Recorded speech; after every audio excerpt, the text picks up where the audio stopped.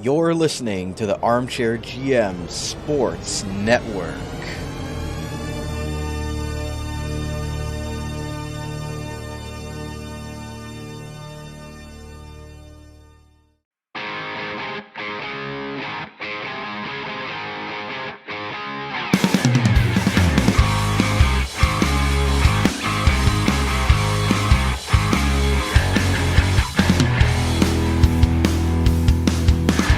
This is Rod Mahood, your in-game voice of the Niagara IceDogs, and you're listening to the Dog Pound Podcast on the Armchair GM Sports Network, your podcast source for all game analysis, team interviews, and up-to-date news regarding the Niagara IceDogs. Perlini!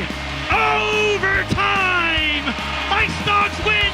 They score! Verhage was also jamming away. It's a power play goal for the IceDogs. And they score! Hosang, first goal as an IceDog. Strom stops Shipley. Richie scores! Gets it to Akil Thomas. Thomas has the angle coming in. He scores!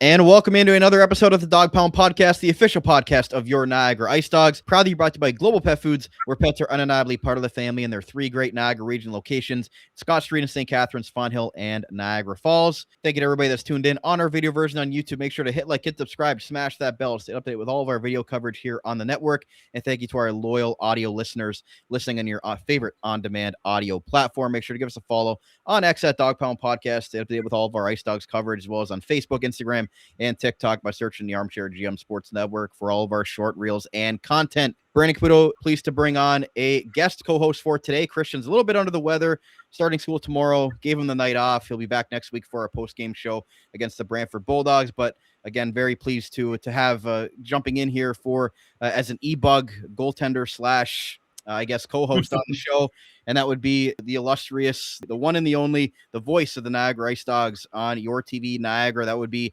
Steve Clark. Steve, appreciate you coming on today. I know school is important to you as well, and semester probably starting up for you as well on the teaching side, but appreciate you coming on and wanting to talk some IceDogs trade deadline with us. Yeah, it was an interesting trade deadline, not only for the IceDogs, but for the rest of the Ontario Hockey League. But I will say I have been up since 6 a.m. It's been a tournament weekend for my daughter, so I don't think I'm going to nod off. I wanted to give myself a opportunity to nap before getting into the NFL playoff schedule here today. So I'm good to go, ready to roll, and you can just kind of fire off a horn or something like that if you see me nodding off or something like that. You're a pro, Steve. I'm sure there's been games that you've called that might not have had the most energy going in, but you do find there on with Ed Burkholder and Al Galloway every home game on YourTV Niagara down there at the Meridian Center. And again, you've been calling games there since its inception. Yeah. So exciting, I guess, to see the IceDogs.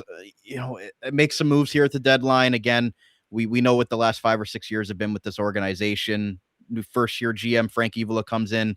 A lot of pedigree from the Windsor Spitfires, and before that, the Oshawa Generals in a scouting role, and then her first time head coach Krys Barch in his first year as a head coach at the OHL level. Obviously, player development coach with the Sabres and had a long NHL career, and then has been coaching at the AAA level. I guess before we get into it, and again, we're going to hear from both Frank Evola, Krys Barch later in the episode, as well as our fan polls, what you guys thought of the trade deadline. But Steve, just general overview before we get into the deadline portion of it, and then we'll talk about the little bit about the games later on in segment 2 today. But what have been your thoughts of Frank Evola and Krys Barch coming in and trying to kind of change the culture here in Niagara? Let me have a general thought first, because I know you and I have talked about this, is that I don't think teams have to be either buyers or sellers. And that seems to be the narrative that goes around, because I know a lot of people were criticizing the IceDog trade deadline. Well, how could you trade Kevin He and then acquire players and give up draft picks and all this? Draft capital is very malleable. It can move around. It could come back. You never have any problem getting draft picks back. So with that out of the way, I didn't mind what the IceDogs did in terms of the trade deadline. I have liked more than I have not liked. And, I'm a guy who calls the games and kind of armchair QBs, pun intended, when it comes to, looking at coaching and the general manager, because I don't know the nuances. I don't know the subtleties, the inside out. But when it comes to culture, I think that both Frank Evola and also Krys Barch have done a pretty good job in establishing, that culture, that positive culture, not having some of the things that went on last year that we do not need to belabor go on. So these things take time. And I think they're in a part of a process. And as you can see the standings there has been some success for Niagara. They are going to make the playoffs, it's just a question of what seed they're going to be. Yeah. And again, Steve, like we've seen one playoff series in the last 5 years, and I understand, the fan base is, I guess, impatience with that, right? Because again, you see the roster they had on paper this going into the season, and you make the trade for Riley Patterson at the beginning of the year for Frank Evola, and you think, maybe they're going to be pushing the chips in this season, but then you saw how strong, a team like Brantford looks. Ottawa, Barrie decided to buy when they were sort of on the fence coming into the season. So, for the IceDogs, I think, and we'll hear from GM Frank Evola shortly and react to his comments post trade deadline, but it just seemed like the IceDogs and what they wanted to do was, it was important for them to remain competitive. Whatever they did, if they made a move, obviously trading away a guy like Kevin He, one of your top players, they wanted to make sure they remained competitive. And you saw that with the moves for Simon Wang and Jakub Kromiak, two top pairing type of defensemen that they lacked. Definitely two guys that could possibly run a power play that they did not have before that. And, we've seen from that decor so far, and bringing in guys like Noah Reed, Hayden Reed, Chase Hall, like seems like these types of guys are bringing in to fit that Krys Barch style. And the guys that are already here, like the Ethan Zadas, the Ryan Robricks, and Riley Pattersons, have had to adapt to that system. And it seems like this is the direction that the IceDogs want to go in. And they didn't necessarily want to trade away every single player they had that had, trade value, because I think it was important for them within the community to stay, relatively good here and try to possibly be one of these mid-round teams in the Eastern Conference, possibly win a round, get some momentum, make it to the second or third round, because I think it's important for this fan base and this organization specifically to have, some playoff success that they've kind of lacked here. Yeah, I mean, playoff experience is valuable, and a lot of the core of this team has the potential to return next year. I mean, Kromiak obviously is an overager. Haushi Wang has a decision to make whether he goes the NCAA route or whether or not, if San Jose signs him, then the NCAA route, it doesn't 100% close down, because I'm reading lots of stuff that they're basically allowing, athletes who have been paid to join the NCAA ranks. But a lot of this core, I think, is going to be back. So having some level of playoff success this year, I think, is going to be important, for this team. And let's face it, this is how the IceDogs used to do trade deadline.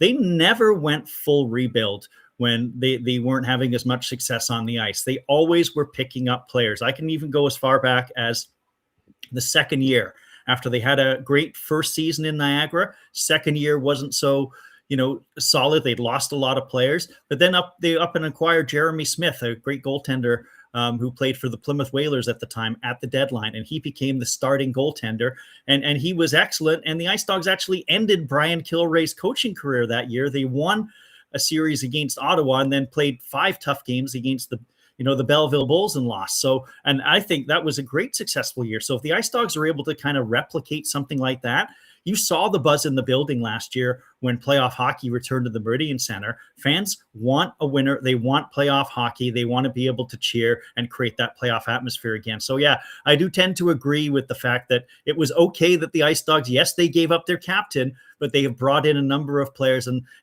Kevin, listen, Kevin He is not a culture problem. We know that, right? But the value for Kevin He was the highest that it could be. And they did reap some nice rewards from that Kevin He trade. Yeah, and I mean, as Frank Evola said right after the trade, that they were only going to have Kevin for 30 more games. And again, you want to give him an opportunity to have a chance to win with a Flint Firebirds team after Kevin's been through, a lot of lean years here in Niagara. You want to kind of do him a solid on the way out before he goes to at least the Manitoba Moose next year, if not the Winnipeg Jets. So, and again, like I understand people saying, well, you brought in an overager in Kromiak. So what was the point in doing that. I think more so the IceDogs needed some stability on the back end. We saw how deficient the power play has been. We saw Chromiak score a power play goal in his first game there.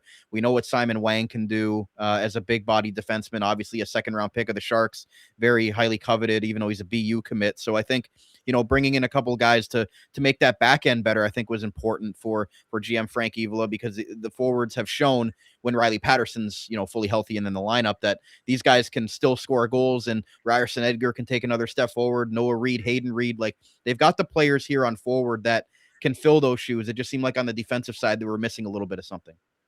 Yeah, they were. I think I mentioned that Liam Spencer was the leading IceDog defensive goal scorer with 2, and Grayson Tiller had 2. I think they had 6 or 7, or 8 defensive goals all season, which is a rather sad amount. And you're right, the power play with the 5 forwards, it wasn't clicking consistently enough to say, okay, we can still continue to tinker and experiment with these things. And Chromiak offers that great, stable power play quarterback that they have been lacking. And yes, they're only going to have him for 30 games, but it's an opportunity for that young man to improve his stock as well, right? So, he can be a featured defenseman here. And I don't think he was going to get that role in Kitchener, just because they just had back Matthew Andonovski and they had a solid defense core. So, yeah, I think, picking up Hao-Shi Wang and picking up Chromiak and, adding those 2 pieces really do bolster the IceDog defense. And I mean, now you have 8 healthy defensemen.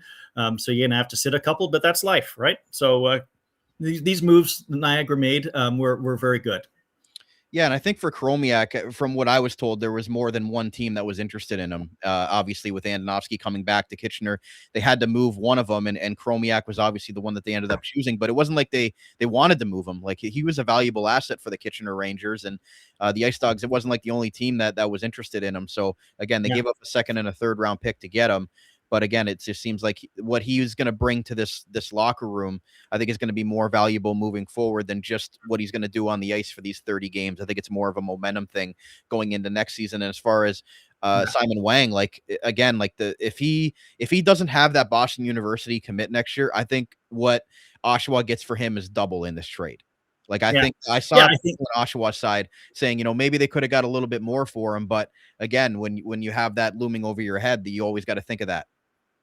Okay, I've been using Hao-Shi, this Chinese name. You've been using Simon. What have the broadcasts been using? Do you know? Because I haven't really been paying as much attention to the play-by-play guy as I should. I know, but yeah, I think you go. Are we going Simon or Hao-Shi? I think you should go by Hao-Shi. Okay. Anyways, listen, this is a defenseman, 6'5", over 220 pounds. He didn't pick up the game, I believe, until his teens, but obviously grew, right into it, and enough that San Jose took a chance on him in the second round. And a lot of people thought he was first round talent for the NHL draft. So now he has an opportunity to really earn that contract. And again, he's going to be a featured defenseman, just like Chromiak with the IceDogs. And you can see just even in a couple games what he brings in terms of, defending the back end, that smoothness, that stability. He's a very, very good defenseman. And yes, he could have landed with a contender, but I think this is a great spot for him to really be more featured and then, get to where, and if he gets into that NHL contract, that really limits his NCAA opportunities, and the IceDogs have him for another year. And that's what the IceDogs are banking on, I think, so they don't have those 2 rentals. So yeah, I was actually really excited when I saw that deal go down. It's tough to lose Artem Frolov, and I guess there'll be a trivia question. Has any Niagara IceDog other than Artem Frolov been traded twice from Niagara in their career? I don't think so. But, sometimes you have to, give up a roster player to get somebody of Hao-Shi Wang's caliber back. Yeah, and again, the IceDogs decor looks a lot different than it did even last season, Steve. I mean, the only guy that's still there is Callum Shinowski, right? So it's Frank Evola has obviously identified that as an area that he needed to improve and put his stamp on the defensive core for sure. Yeah, I mean, it started really with Grayson Tiller, because Grayson Tiller, has a mean streak to him. He has an edge to him. Liam Spencer, a bigger defenseman who can really clear out the front of the net. Now you add Hao-Shi Wang, he's 6'5" as well. So you're building that, that size and that strength. And the IceDogs have been playing better defense, lately. More often than not, the shots on goal were not the level that Owen Flores was facing last year. The defense was turning the puck over altogether way too much, even though there was a lot of talent on that defense. This year's defense has been a lot safer. It's been a lot smoother. It's made a lot less errors. And now I think that's kind of like what this GM and coach are looking for. They're looking for a team that can keep the puck out of their net. And we know that's been a horrible problem for the IceDogs in the last couple of years. Even when they made the playoffs last year, Brandon, they were still giving up goals at a clip that was the most in the Ontario Hockey League, which is staggering for a team that does make the postseason. No, it is, and that was definitely an area of concern that they wanted to improve on this season. So again, at this point, again, it's not quite, I think, where they want to be, but again, it's not worse than the entire Ontario Hockey League. So again, Krys Barch and them and his coaching staff really dial in on the defensive details first, obviously with the way that they play within their structure. So let's get to IceDogs General Manager Frank Evola with another installment of Monthly Maintenance, brought to you by Wild Bill's Auto Repair, helping customers stay safe and confident on the road in Niagara since 2012 in honor of the late William Robert Hunter. We're going to take ourselves out of the screen here and have a listen to the IceDogs General Manager and his post-trade deadline thoughts after his first deadline as the Niagara IceDogs General Manager. We're back on another installment of Monthly Maintenance with Niagara IceDogs General Manager Frank Evola. Frank, thanks a lot for coming on. I know you're busy out scouting and keeping up with the job, even though the trade deadline has ended. Just overall, were you pleased with how your first deadline as the General Manager of the Niagara IceDogs went? Yeah, obviously there's first year. There's lots to learn and things evolve, but yeah, obviously content on what we did this year, and there's a lot of changeover, but now we can concentrate on hockey and focus on the team we have. I know, the Kevin He move was obviously, well documented that he's going to probably be in the pros next year, and you wanted to make sure that you got maximum, value back for a guy like Kevin He from the Flint Firebirds. And what were sort of went into the moves to get Chromiak and Wang? I know, again, people can scrutinize about draft picks and things like that, but a lot of them were in future years. So is that sort of the plan, that you gave up some picks and maybe in like 27, 28, 29, you still have some picks in 26 to be able to use at your disposal to know that you can pick up picks, with other trades in later years? Yeah, I mean, at the end of the day, you need players to build a team, and there's a need for puck-moving defensemen, and defensemen are kind of a focal point of our club, and adding two quality hockey players with their pedigrees. That Chromiak's been in the league 3 years or plus, and on a couple multi-teams, and bringing him in to address our power play that's 18th in the league was a concern. And obviously adding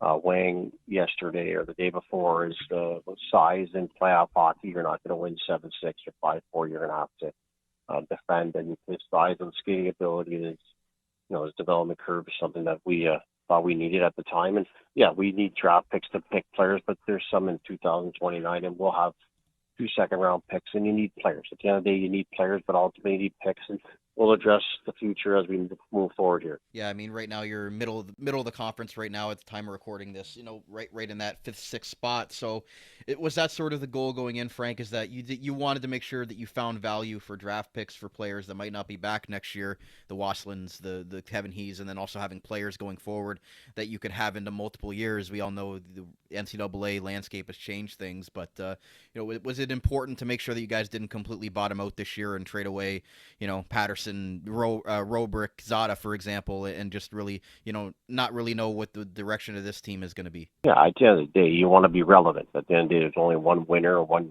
championship team, but you want to be relevant. You want to be a playoff team every single season, and ultimately at some point you want to go all in or all out. I don't believe in all out. I mean, at the end of the day, you want to be relevant to the community, the fans, and at some point you put your chips in and try to do what Brantford's doing, and look at Ottawa. They're going to be a real good team not only this year but next year with their draft picks and what they've done. So, Peterborough has made some moves, and at the end of the day, you want to be relevant. You want to have fans that come and watch players that they want to watch, and at the end of the day, the Pattersons, the Robricks, the Zadas, and now you got Chromiak and Wang. So there's a good foundation, but ultimately you always got to worry about this year and then worry about next year. And there's always upsets in hockey. There's injuries. we have a goaltender that gives us an opportunity to be in those games both nights. So, you never know what happens in playoffs, but at the end of the day, we have some foundational pieces and some pieces that are going to be here not only this year but next year as well. And when you open, we have some players in the cupboards, and the Will Mullings, it's top 10 in scoring in the CCHL, and for Kempville, and we have Hafner that's done real well in Burlington as a 16-year-old goalie, and we still have Tang, and we have Edgar, and so we have Bell that's done extremely well in St. Caputo. So we have pieces here too. So it's not something that some fans or some people know, that there's pieces of the pie too.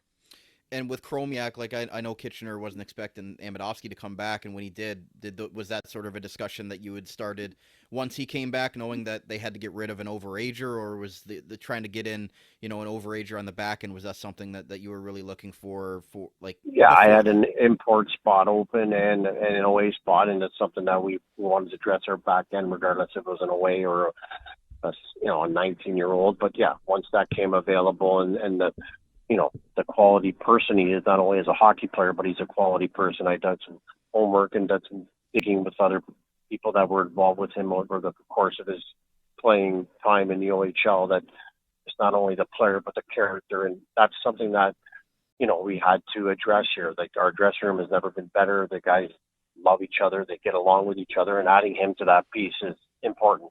And it shows that the core guys that we're trying here to still win. We're trying to be relevant. We want to be in hockey games. I guess what would be your message to the fans out there, Frank? And you make the trade for Kevin, and then you move some of the picks to get Chromiak and Wang, and whether Wang comes back next year or not, that's remains to be seen. It's sort of see if you can retain him or not if he chooses to go to college, or San Jose obviously has big plans for him. But I guess what is your message there to acquiring two players that some people might say you only have for the next 30 games, but knowing that you had to give up some draft pick capital to be able to remain competitive in the middle of the conference this year, and kind of was that important for you guys? Yeah, it's important to be relevant. It's important to show our fan base and our players in our organization that we're trying to win. We're trying to develop, and we're trying to bring in quality hockey players. Like Wang is a quality second-round draft pick of the San Jose, so he's a quality hockey player, and it helps our development of our younger players, and he could help with the development of some of our players that the Edgars and the Reeds and the players that have to go by time, and I think he's going to help, and Chromiak would help our defensive core, some of our guys that need some help, not only on and off the ice, just it helps our foundation. It helps with getting players to be attractive here in Niagara, so that's a positive thing.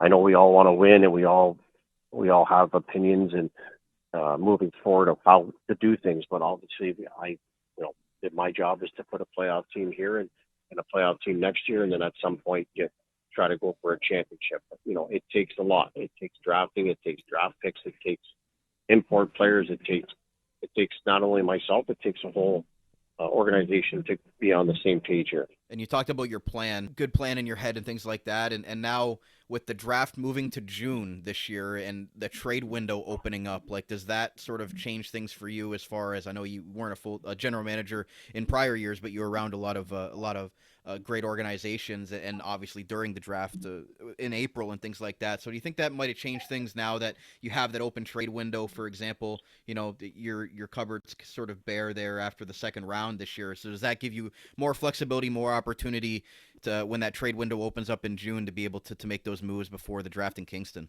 Yeah, things could change. Today I don't have a 3, 4, 5, and at the end of the day, things could change by June. There could be players moving, there could be shifting of draft picks. So yeah, today I have 2 second-round picks, and things could change, and I can move a second. I can do a lot of different things, but at the end of the day, we're worrying about today. And like I said, scouting today, and now the team is picked, and now moving forward, looking for hockey players for not only in the future, but you never know.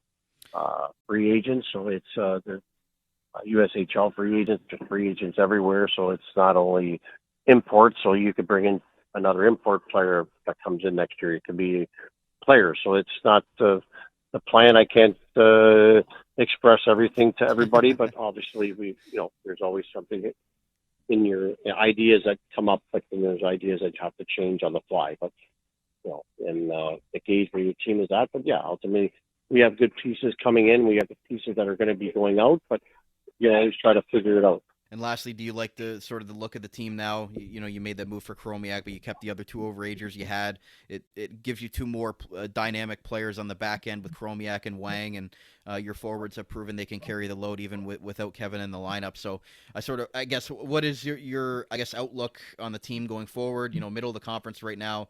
You're up against the Brantfords, the Ottawas, the Barries in the top of the conference. But how do you like the outlook of this team? Going into the second half here. I like where we're at. I like where we're at today, but ultimately, we have to continue to get better in all areas. But I think we've addressed some of our needs in the back end, and it's going to slot guys to not overextend their playing minutes, and now it's going to slot them to where I think they should be, and it's going to be, I think, a lot better for our team moving forward. But we have some tough games here. We have 2 games against the Sioux. We got 4 more against Brantford. So we wanted to address that we're competitive. We don't want to tax some of our guys, but it's going to be, at the end of the day, once the playoffs start, if we're in the playoffs, the slate is 0-0. The standings are 0-0, and we go from there. Anything can happen in sports, and at the end of the day, that's the biggest goal, to get into playoffs and see where we're at. There was IceDogs general manager Frank Evola on another installment of Monthly Maintenance. Steve, a lot of stuff there from the IceDogs general manager in his first trade deadline in the Ontario Hockey League as the full-time general manager. Obviously, he's been around the game a lot with Bill Bowler there in Windsor, and even before with the Oshawa Generals. What were your quick takeaways about what he had to say? Well, I thought he sounded very confident in what he did and the plan that he had. And listen, here's somebody who is a rookie general manager, and he made trades. He traded mid-round picks to address depth issues in the offseason, kind of hoping that, some of these guys who weren't going to report to their OHL teams, the Sebastian Delauches, the Jacob Monkses, bringing in and Alex Hage, would improve that depth. And he did that. So this season then was all about Brady Wasselin. Was kind of one of those untenable situations. You knew that he wanted to be traded. And so once somebody wants to be traded, you're not going to get the price that you desire.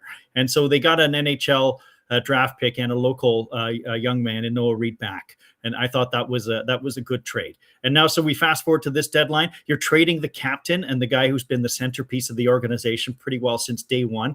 And I think you made the great point that he did Kevin He a solid. He's had 5 playoff games here in his 3+ years. So now he has an opportunity to be on a team that could have a nice deep run. And I think that he's earned that, and that will help him when he likely turns pro next year. So, and we've already talked about the Wang and the Chromiak deals a lot, addressing specific needs, dealing with looking at this year, but also with an eye on next year. And I think that's fine. Again, you don't have to, strip bare your whole roster at a trade deadline, and you don't have to acquire every single star player at the trade deadline. There are options in between, and that's what the IceDogs have chosen. Yeah, a couple of quick things that I took after it. He goes, at the end of the day, you need players. So again, not completely bottoming out. He doesn't believe in going all out. You want to remain relevant for the community and the season ticket holders that, still have season tickets for the second half of the year, right? So I think that was important to know that, we heard the rumors about possible Riley Patterson or Ryan Robrick or anybody else that had a lot of value. Would they possibly just scorch earth and move on? Well, I don't think that would have served them any good either, because then you're still trying to build the organization up from the ground up, and they've already sort of done that over the last 5 years. So I think remaining competitive with the guys that they have is going to be important for this group going forward. The other thing I wanted to bring up was he's something that he wanted to address on the back end, whether it was an import or an overager or an older defenseman, which I thought was interesting because obviously they moved on from an older defenseman in Andrew Wysick early in the year before moving on from Cole Cooksey as that third overager. And then he said, we're trying to bring in quality people, and I like where we're at today. Again, general managers are never going to be completely satisfied because their job continues on into tomorrow. But, those were a couple of quick other takeaways I had of him. Yeah. The one thing I want to bring up is that he says, the guys love each other. It's a great locker room. And of course, culture issues plagued the IceDogs here, last year. And the one thing I found, Brandon, is when I went down on New Year's Eve, I was down at ice level for when the IceDogs skated with the fans, and what a great turnout it was, for a lot of the fans there. And, my daughter and her friend were there too.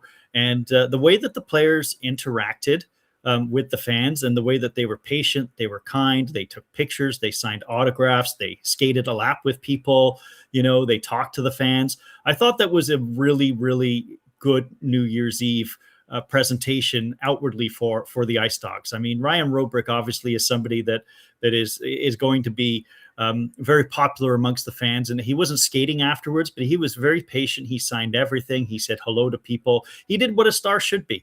Riley Patterson was fantastic as well. I actually found out that Riley Patterson's mom and I went to McMaster at the same time, and she was on the basketball team when I was working, with the basketball team as their radio guy. So that was an odd connection and an unusual, unexpected, and pleasant connection to make. But it does seem to be like a more pleasant, a nicer group of players this year, and I think that's important for them going forward. So I did want to make sure I did mention that. Yeah, for sure. Again, that's half the battle, right? Is making sure you want to go to war and go to battle with the guy next year, right? So that is obviously important. And as we mentioned, it's been sort of trials and tribulations with the IceDogs in that sense over the last few years. As far as their draft pick cupboard, Steve, we kind of quickly mentioned it. Again, for those listening in audio, I got it up on the screen, so I'll kind of read it off. Again, in 2026, he doesn't have a third, fourth, fifth, or sixth round pick. Got 2 seconds, obviously, and then you look at the 2029 cupboard. But again, fans are concerned and things like that. But I look at that as you're going to recoup those picks at some point in either 2027 or 2028. You're going to be moving some guys out the door to possibly get those second and third round picks back in 2029. But again, that's 4 years from now. It's not like they're not going to have an opportunity to make moves. We see draft picks being thrown around like candy in this league. Thank God it's not the Western Hockey League where we see first round picks thrown around. Luckily, there was only one first round player, I think, that was moved this season. So in the 33 trades, that was nice to see that people are holding on to their first round players. I know Peterborough's had a little bit of an issue with that as of late, but story for another day. But when you look at that draft pick cupboard, Steve, with the draft moving back to June that I mentioned to Frank, like obviously there's going to be some opportunity to make some to maneuver around a little bit here. Yeah, I'm not concerned about draft picks, because the one thing that we're finding with the Ontario Hockey League is that there's been a lot, and this will be for the next couple of years while things sort themselves out between the USHL and the NCAA and then the Canadian Hockey League, is that you're going to see a lot of free agents signed from the USHL. And we've seen several teams have players with impact come from the USHL. So it's not just the draft in which you're getting, all your assets and things like that. You're able to bring in quality players, via the free agency route or even the U18 draft and things like that. So yeah, the IceDogs don't have a third, fourth, and fifth in the upcoming draft, but they do have a couple of seconds, and maybe one of those seconds can be flipped, and then maybe you pick up a third and a fourth rounder, and all of a sudden your draft looks a lot more complete than it did before. In other words, it's a long-winded way of saying, yeah, these draft picks are flipped around a lot, and the IceDogs could just as easily have their draft cupboard full again with a couple of moves in the offseason going towards the draft. Yeah, 4 years from now, I don't even know if I'm going to be around or alive. So, I mean, we have draft picks in 4 years. You know what I mean? Like, there's lots of things that can change in 4 years, and I'm sure that Frank Evola has that long-term plan in his mind that at some point, you're going to be within the cycle of junior hockey going the other way. Yeah. But again, he obviously, identified 2 second-round picks here in this upcoming draft, and as you mentioned, the IceDogs have done a good job of recruiting those guys with NCAA. Yeah. Commitments with the Alex Hages, as you mentioned, the Sebastian Del Elches, the Jacob Monkses of the world. So again, the IceDogs have done well, and they've actually been one of the better teams in getting those guys to sign and commit. So we'll have to see how that goes moving forward. But again, that was GM Frank Evola's post-deadline comments. We'll quickly get to our fan poll here. Again, make sure to give us a follow on X at Dog Pound Podcast and update with all of our IceDogs coverage there for you guys to get in on the conversation. We asked you guys out there what you thought of the IceDogs trade deadline. As far as a grade, how would you rank their moves? A, did a great job. B, did an okay job. C, expected a bit more. And D, needed to be better. B, did an okay job with 60% here. Second place was D at 30%. And then third place, 10% was A, Steve. I think that's pretty much the consensus about they did a good enough job for what Frank Evola was looking for here. Yeah, I mean, again, we talked about this, a lot. We're IceDogs are not in the position that Brantford, Ottawa, and Barrie are, in which they can empty the cupboard and add impact players and go for it. I'm actually surprised Barrie found enough 2 years in a row to be able to do it, but good for them. Brantford seems to be stocking. I don't know how many captains they're going to have by the end, and how many people who are going to be who've worn the C that they're going to have. But I think the real wild card in all of this, Brandon, was Ottawa. I don't think anybody expected the success that Ottawa was going to have this year. A lot of people, and I count myself included, because I think I had them missing the playoffs when I talked on another podcast. I'd felt that the game had passed Dave Cameron by, that his World Junior experience kind of demonstrated that he wasn't in touch with the modern player. And I couldn't have been more wrong. This Ottawa team is really, really exciting and has a lot of young talent, and talent that can return next year. And they've found one of the great goaltenders in the league in Ryder Federhoff, and he's been outstanding. So I think Ottawa kind of put a wrench into a lot of people's plans, because nobody had them where they were. And I think Barrie's a little bit of a surprise as well. A lot of people had Niagara as being second in the conference, but that's why you play the games, right? That's why you play the games, not necessarily the best team on paper. And we've seen that how many times within the Ontario Hockey League. Steve, before we hit the break here, just a quick, overview. I posted this on social media as well, but ins and outs here for the IceDogs, as you can kind of see on the screen there. They move. You look at the out side of it, and again, they moved out more draft picks, but again, more draft picks in the 28-29 draft. Frank Evola picking up 2 seconds there in this upcoming draft, and then you pick up a couple of guys with NHL affiliation to their name. You move out Kevin He, who's going to be up with the Jets. You move out Wassland, who's going to be up with Boston University next year, if London somehow isn't able to keep him there, and London does a better job of that than anybody else. So we'll see how that goes into next year. But again, when you look at that sort of ins and outs, the additions and subtractions, what do you think of it?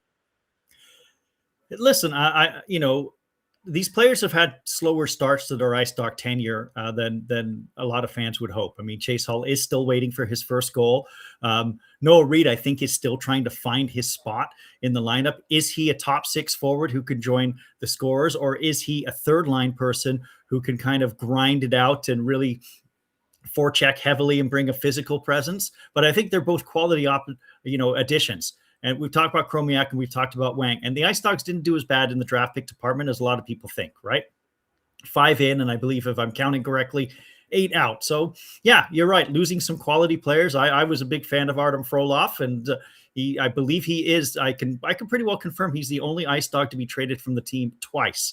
And, I was a fan of Matthew Humphreys, too, and I think he's had a lot of bad luck. He's played really well in Oshawa. Sometimes you have to give up quality people and, to get that quality back in or find that better fit for your lineup. And that's what Frank Evola has done. So I'm giving the GM some solid marks on what he's been able to do so far. Quickly, some fan comments when we posted this about getting their thoughts out there. Again, I'm gonna tread lightly here, but Jerry Gibbs says the defense is bigger now. Thank you, Jerry, loyal listener. Jordan Walker says Frank Evola did a good job shoring up the areas Niagara needed to. The forwards have fitting in nicely. Thank you, Jordan. Lauren Burnside said, I am still scratching my head at the Wassland trade. I don't know why they made the trade. Well, we've kind of already explained as of why they made that trade. And again, there's more that goes into it than just player for player. Wassland has a 95%, I would say, commitment to Boston University next season. Noah Reid fit Krys Barch's system a little bit better. And again, a local product and a guy that you would expect would be back next year, because hopefully he's signed by the Anaheim Ducks at some point soon.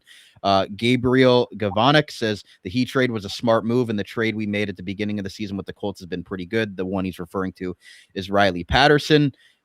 Jerry also says the season's trades have been beneficial to the team both now and in the future, probably more positively received than several of the trades before Frank took over. I would definitely say that for sure.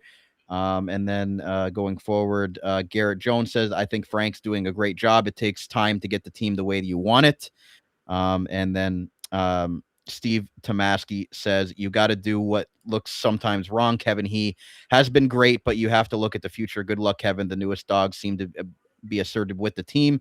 Wait till they blend together, make friends, and win a championship. Lead by best choice for captain, capital C, in Ethan Zada. And then lastly, Nick Galata says they did what they had to do to make the team more stable and get consistent.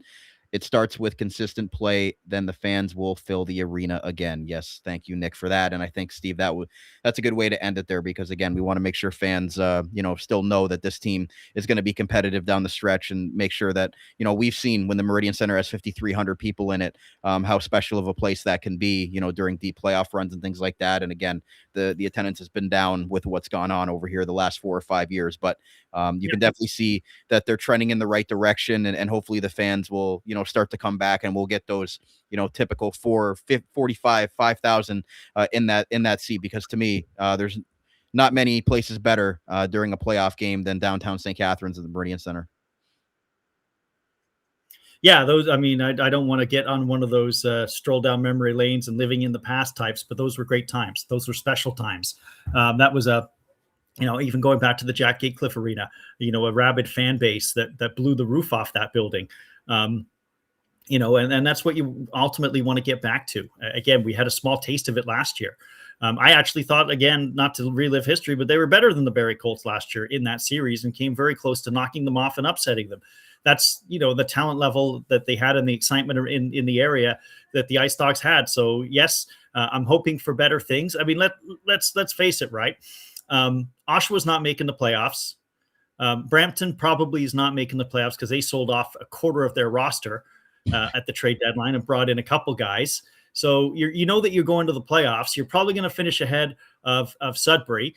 So you're kind of in that mix with Kingston and North Bay and Peterborough. And so you could finish anywhere from 4th all the way down to 7th or something like that. The key thing is you just want to avoid the Brantford Bulldogs in the first round.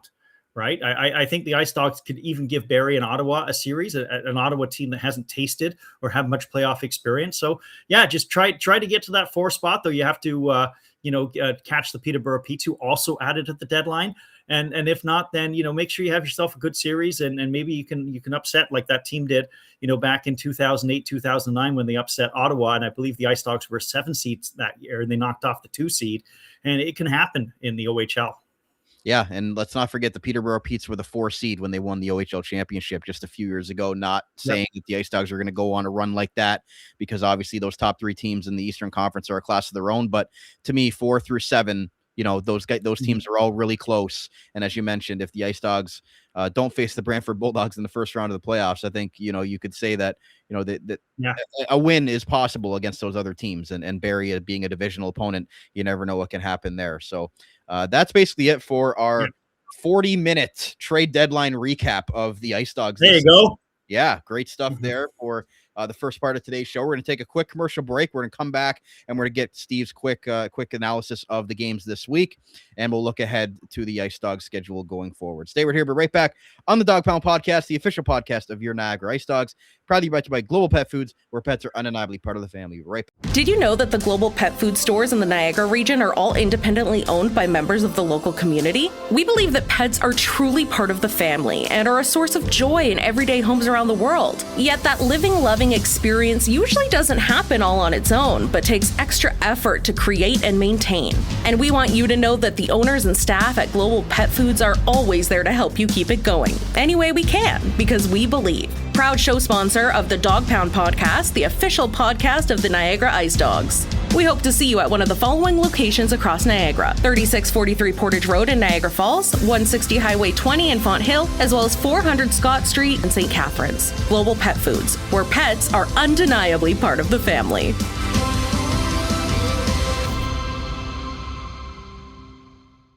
Are you currently looking for work in the Niagara region? If so, you owe it to yourself to check out the services provided by the Niagara Employment Help Center, located at 6100 Thoroldstone Road in Niagara Falls. Their many free services include a fully staffed resource area open to the public, resume and cover letter writing, local labor market information, job search strategies, assistance with clarifying employment, training and career goals, employment counseling and job search support, Better Jobs Ontario information, and registration assistance. services. Check out their website at ehc.on.ca or call 905-358-0021 for more information. The Niagara Employment Help Centre, helping people find work since 1983. This Employment Ontario program is funded by the Government of Ontario. Wild Bill's Auto Repair is your local center for auto maintenance and repair in the Niagara region. Since 2012, Wild Bill's Auto Repair and Body Shop has been helping customers stay safe and confident on the road, knowing their vehicle is in top running condition through the garage's services. Located at 7868 Oakwood Drive in Niagara Falls, the garage started as a tribute to the owner's father, William Robert Hunter, who passed away, continuing the same community spirit and high level of service which customers can expect from him back at Hunter's Auto Repair. Their multi-award-winning auto shop has earned the trust of the Niagara community with its fair treatment of all customers who can feel confident they'll get trustworthy advice and repairs during their visit. Their experienced crew loves meeting new people and looks forward to forming a lasting partnership for the care of your vehicles. To find out more or to book a service, contact them today at 905-358-7868 or wildbillsauto.ca. Wild Bill's Auto Repair, helping customers stay safe and confident on the road since 2012. J&L Flooring is Niagara's specialty flooring and design company. They take great pride and provide elite customer service and support. With a beautiful showroom, great pricing, and a wide variety of truly unique products, J&L Flooring is your specialty flooring and decor boutique shop. All of their products are environmentally friendly and responsibly produced so you can feel good about your flooring choices. Their goal is to build authentic relationships based on honesty and integrity that they foster with respect and authenticity. Offering a unique and wide range of quality products presented by a knowledgeable and patient team, they simplify the process to make your life easier and to make your home more beautiful. Visit them at 4424 Montrose Road in Niagara Falls or find out more at jnlflooring.com. If you think you can get a better deal anywhere else, you don't know Jack at J&L Flooring. Hey, this is Ryan Strom. This is Carter Verhage. This is Brendan Perlini. It's Phil Tomasino. You're listening to the Dog Pound Podcast, the official podcast of the Niagara IceDogs.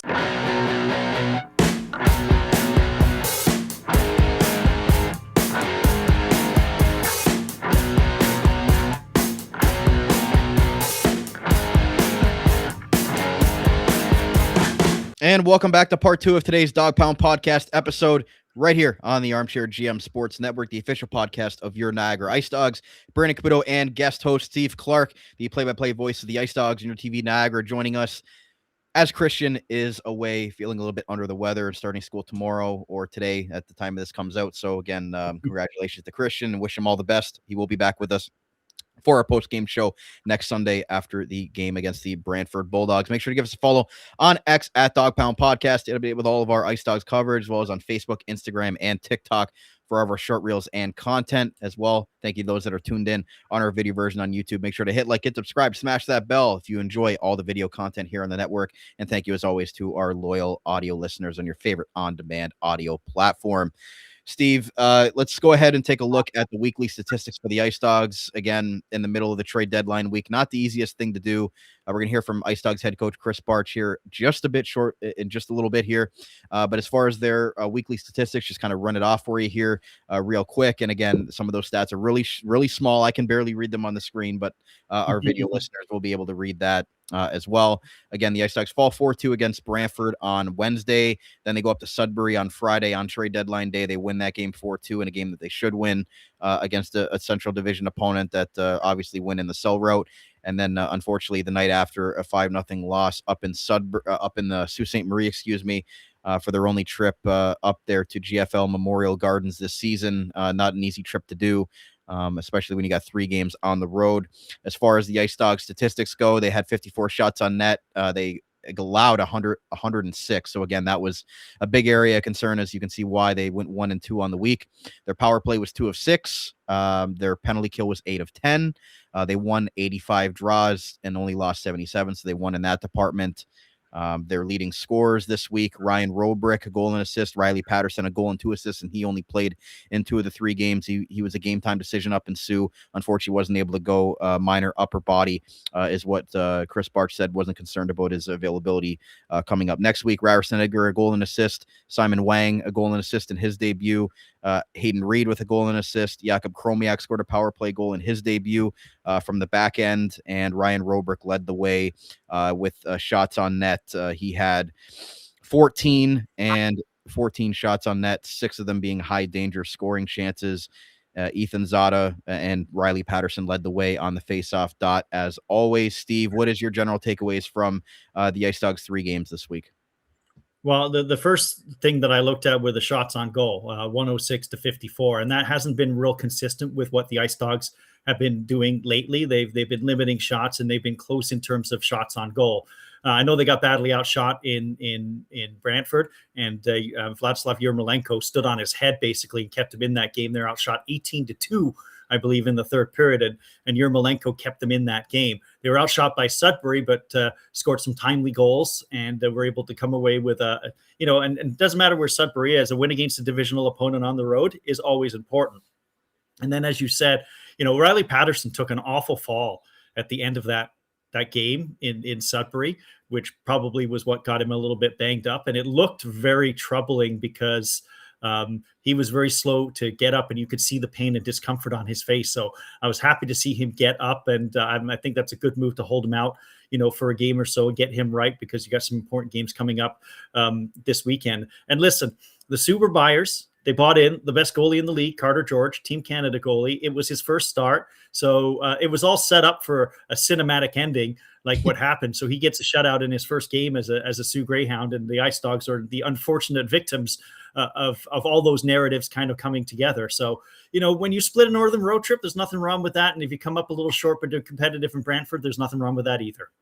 No, and they're going to have 3 important games as well coming up this week with Guelph, and then you've got Brantford at home on Sunday as well, with a game on Saturday included in that. So again, the IceDogs don't get any breaks here. We know they've played the least amount of games in the Ontario Hockey League in the first half, so you knew that they were going to have some 3-game weeks and some back-to-backs coming up here, and hopefully they were well rested. And again, hopefully Riley Patterson is fully healthy for them, because obviously with him out of the lineup and Sue, Judinoff came into the lineup, but you could definitely see, without the third leading scorer in the Ontario Hockey League as far as points go, the IceDogs definitely missed him. Yeah, for sure. And you bring up the schedule. I mean, the IceDogs had, I think it was like 5 games in 7 days. Right. And they did well in those games. And then they got a couple days of a let me up before Brantford on Wednesday, but then they're right back on the road Friday, Saturday for another 3 and 4. Even though these are conditioned athletes and young men who can seemingly, play, massive amounts of minutes and have quick recovery time, quicker than you and I have, Brandon, by the way. Recovery time after some significant exercises measured in days and weeks, not hours, for goodness sake. So, it's been a heavy schedule for Niagara, and hopefully it gets a little bit more consistent. As you said, some 3 games this week and some winnable games and a chance to move up the standings. For sure. So let's get to IceDogs head coach Krys Barch with his wrap-up thoughts of the weekend. As always, brought to you by the Niagara Employment Help Center, helping people find work in Niagara since 1983. Check out their up-to-date job board at ehc.on.ca to find your next work opportunity today. Here's what the IceDogs head coach had to say following the 3-game week up in Brantford, Sudbury, and Sault Ste. Marie. Here he is. Back and inside the coach's room with IceDogs head coach Krys Barch. Coach, a 3-game road weekend, picking up a win in Sudbury, but the results in Brantford and Sue didn't go your way. How do you kind of assess the 3-game weekend and, everything that comes with post-trade deadline? Yeah, I think there's a lot of, I wouldn't say anxiety, but a lot of different thoughts flowing through these players' minds over the last week. And, with that, I think finally when the trade deadline is over and said and done, everybody kind of gives a big sigh of relief. And now we approach the second half of the year. With respect to Brantford, thought real good first period.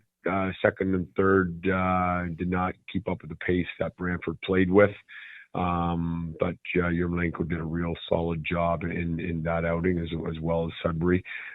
Sudbury also, again, didn't think we started on time.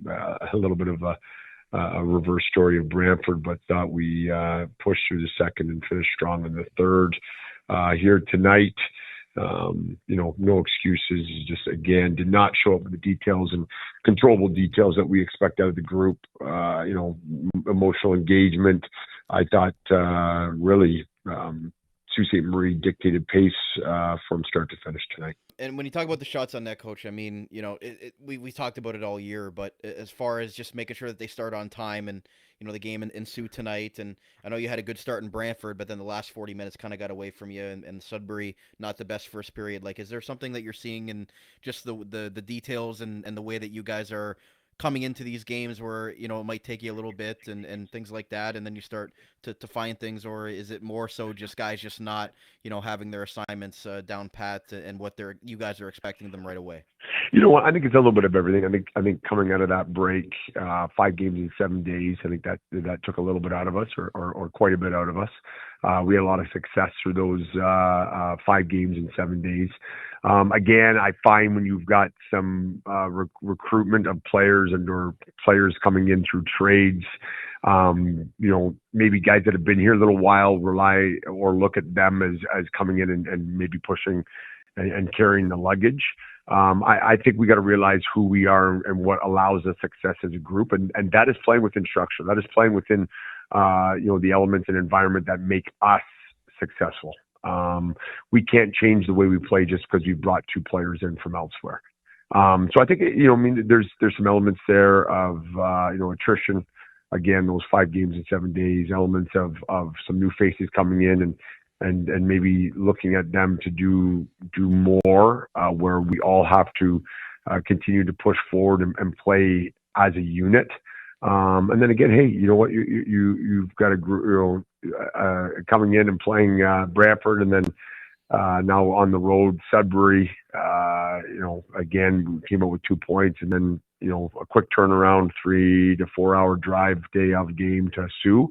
Hey, there are some elements there of needed to increase focus on the details and starting on time, and that's gonna be the maturity process amongst our group. Speaking of the newcomers, Coach, obviously a couple of big names added to your back end, and Jakub Kromiak and Simon Wang.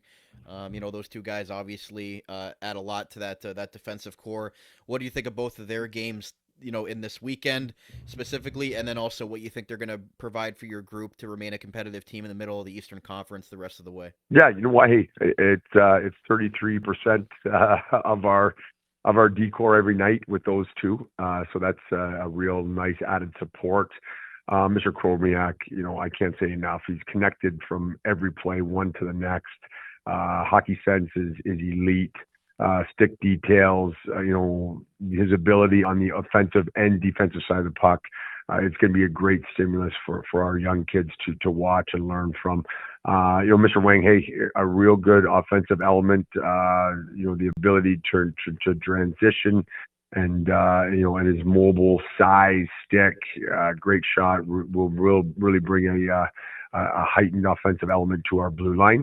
And then again, hey, we want to get him ready for the next level. He is a San Jose draft pick. We are going to work with him on his defensive side of the game and really tighten the bolts around his own end and accepting the rush and the defensive side, or defensive details. We're excited to work with him on those as well. When you talk about, making sure that the guys are rested and things like that, you're going to play a lot of games in the second half, and you got another 3-game week next week and 3 games in 4 days, or 3.5 days, I guess you could say, with the Saturday coming up and then the early Sunday start. So how do you get these guys just prepared, back on track, and making sure that they're doing all the right things, rest-wise and everything like that, to make sure, you're ready to go for, 2 more big in-conference games next week? Yeah, I would say, hey, what we can control is what's moving forward. Again, we learn from our experiences, so we will learn from tonight. And again, it'll be nice to have a couple practices this week to bring the new guys, in, and again, just layer in through our systems. And again, have the group that's been here a while really, tighten those bolts around what makes us successful. We are looking at and encouraging and supporting and shuffled lines. We're looking for some secondary scoring behind Rubric and Patterson. That will come, I think, with our upgrades and additions on the defense core, and hopefully put more pucks into our forwards' hands that can, again, support that, those 2 producers that we've had consistently throughout the year. I know Patterson was a late scratch tonight, Coach, and luckily it's just going to be a day-to-day thing. But when you have to sort of roll the lines on the fly like that, without your leading scorer and a guy that's fourth in the league in points, and just how important, obviously he's very important to the team, but how does something like that affect you as a coach, with your lineup card right before game time? Well, you know what? Hey, for me, it's actually exciting because it allows opportunity for others. It allows ability for Monks and Knopfs and Edgar to play up the lineup in a center role. It allows those again, the young guys, Monks and Knopfs, an ability to impact the game and just gather and learn through some more experienced minutes. So for me, hey, it's always enjoyable going to war, and it doesn't matter what artillery we have. It's always a challenge to go out there night in, night out, to try and find those 2 points. And then lastly, just for you personally, Coach, coming out of the deadline and knowing that GM Frank Evola has a plan and that he didn't trade away Patterson, Robrick, or any of those rumors that were going around and anything like that, like how happy are you and excited with the group that you have here to try to be a competitive team in the middle of the East, the rest of the way? Yeah, no, actually extremely excited. We got a great group of kids, young players up and coming, and for us, the playoffs was a goal and is a goal. We're looking at having that opportunity. So again, that young group can learn through those experiences. So for us, number one is making the playoffs. Number two is getting the best possible seed we can, and again looking to really impact and be ready. And a fine-tuned machine once we get there. There was IceDogs head coach Krys Barch, another installment of Inside the Coach's Room. Steve, what were your takeaways from what he said this week? Yeah, he's shown himself to be pretty level-headed, right? At least in public. I don't know what he's like in the room, but level-headed, right? Very realistic about his team's performance, very much detail-oriented. Didn't give them a pass on the Sault Ste. Marie game, even when, even though you were missing Riley Patterson, and talked about the first period of the Sudbury game, periods 2 and 3 in the Brantford game. I liked his honesty. And he had an interesting trade deadline as well, because his sons got traded. Both, I think, moved on, right? Yeah. Hayden moved on to North Bay, and Kane's rights were traded to London. So I'm sure he had more than a vested interest in the trade deadline.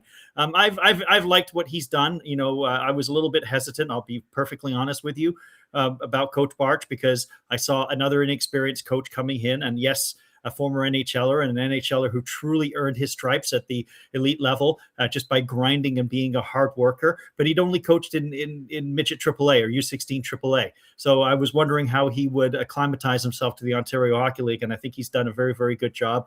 Brought some stability to the room and has been a real good mentor for some of these players, and it's kept the team competitive and had to withstand a 9-game losing streak, as well, basically in November, and has at least righted the ship a little bit. So yeah, he's realistic. He knows, he mentioned the schedule like I did. He knows the importance of the 3 games coming up in the second half of the season. And I think him and GM Frank Evola are on the same page. And that's what you want with a coach and a general manager. Yeah. So again, he talked about, the 5 games in 7 days took them a little bit of time for us, or took a little bit out of us. They're extremely excited. Playoffs is a goal, number one, and number two is to make sure that they're continue to develop this core into something that they can take forward into future years. And a lot of different thoughts flowing through their minds. And again, that's not an easy week for these young men, because again, they might get moved to different cities, new schools, new everything. So it's there's a lot of stuff behind the scenes people don't see, other than just names being floated around and trades and all the things that some of the fans, sink their teeth into. But, the human element as well is tough on these guys. And especially at that young developing age, these kids become their brothers and their best friends that they see at the rink every single day. So a little bit harder for them to process things like this. And when there's been so much movement, it's tough for weeks like that to try to focus on hockey, because, there's stuff that's out of your control.